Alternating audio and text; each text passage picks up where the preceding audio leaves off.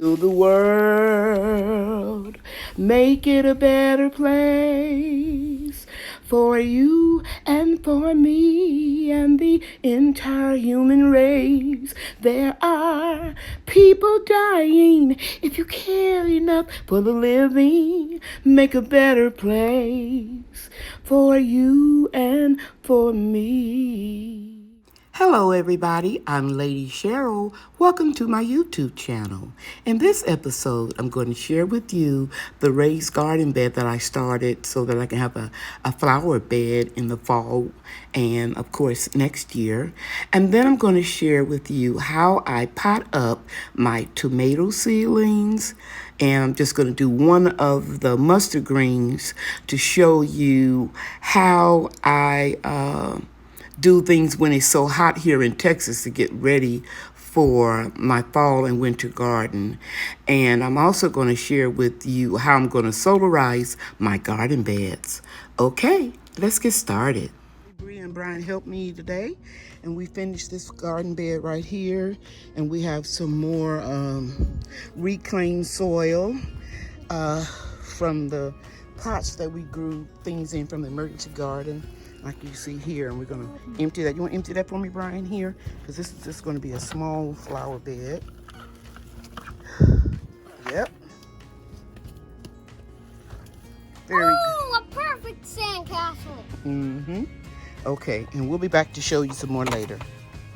Okay, guys, it's time for me to start potting up some of my seedlings because they need more nutrition. Remember, the Jiffy seed starting mix is only a growing medium, and everything that the seed needs to survive comes from the seed.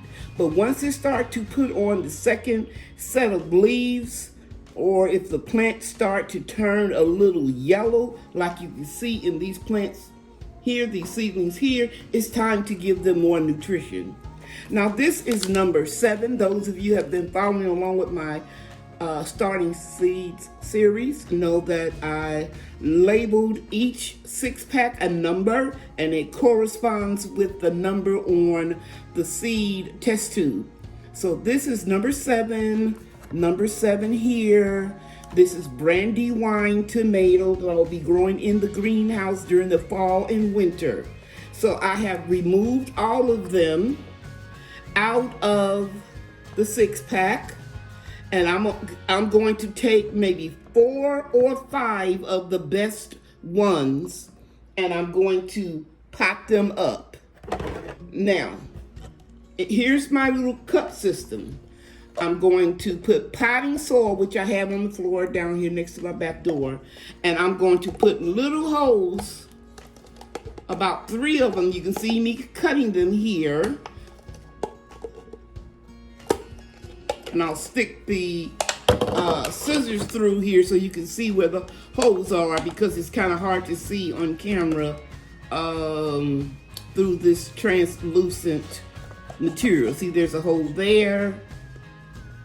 There's a hole here, and there's a hole here. And then I'm just gonna try to put one in the bottom. I really don't have to have it. It'd be easier if I would just take a screwdriver or something and melt it. But there you go, that's it. Now, this cup, that is a 16 ounce, the translucent one. This is how I will be watering them. I will water them in the 18 ounce red cup. So, because it's still hot here in Texas, that's why I'm here doing this on my gardening work table at my back door, because it's almost 100 degrees outside right now. So, I will put water in the 18 ounce cup, the translucent cup with the soil, and the seedling will be here.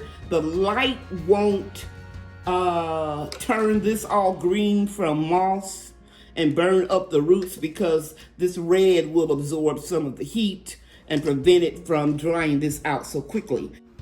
And as the plant needs water, it will slowly wick it up and keep the plant from drying out. Saw that I put the holes in it. Now I'm gonna come back after I have the potting mix. The first thing I did was I removed the large pieces of bark in this Vigoro potting mix. I don't add anything to it because it has cocoa coir, it has peat moss, and it has vermiculite and perlite already into the mix. And since the seedlings are establishing, you know, little small roots, I want to take all the big pieces out. That's what you see over here. And now I'm simply going to fill this up, make a hole down here in the middle, and I'm going to pick up a seedling, and I will determine which one is the best one.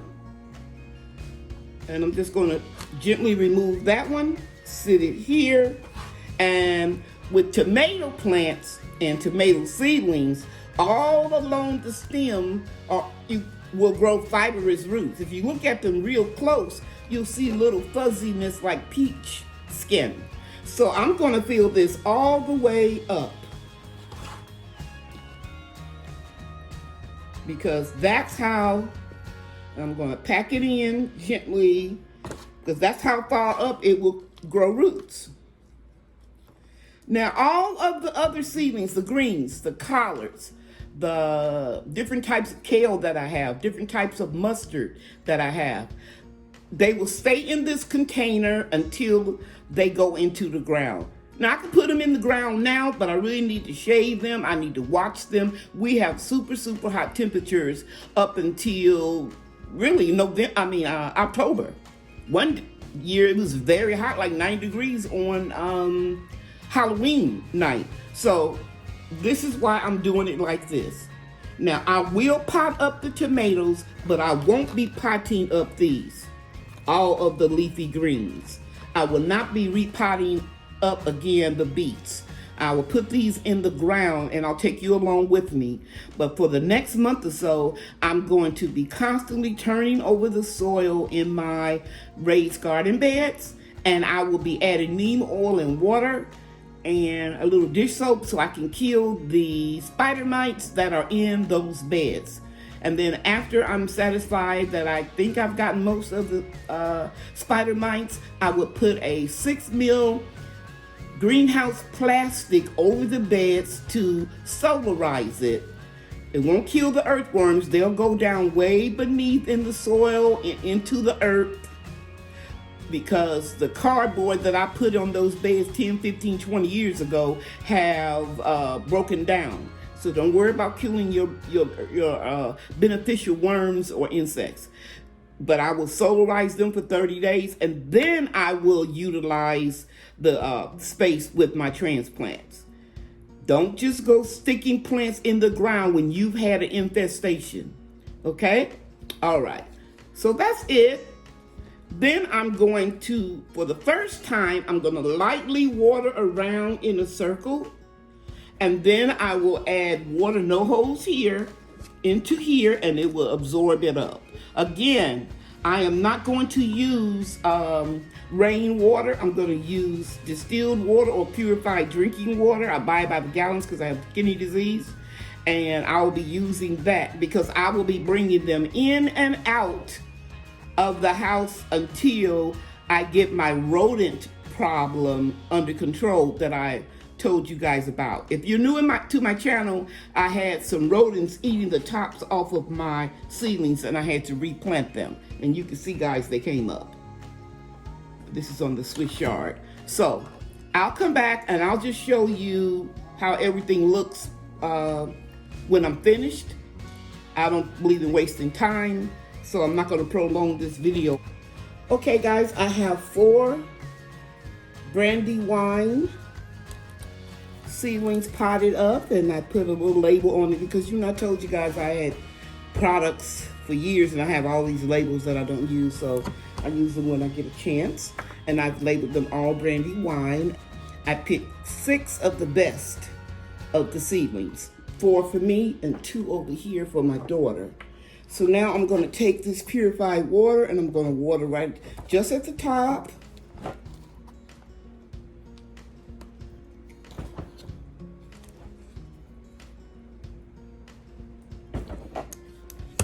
And remember, from here on out, I will not be watering them at the top. I'm gonna raise one up and make sure that it's thoroughly moisturized, and it's not. But that's okay, because I'm gonna put a little water in here at the bottom, and it will wick up.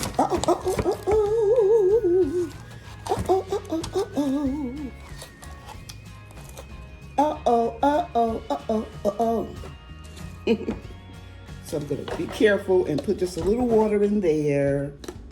It'll wick it up. Probably by the time I finish putting water in these two. Splashing a little. So these are for me. And then I'm going to do these two right here next off camera for my daughter. And then every day or every other day, depending on the temperature outside, you just want to check and see if there's any water in there.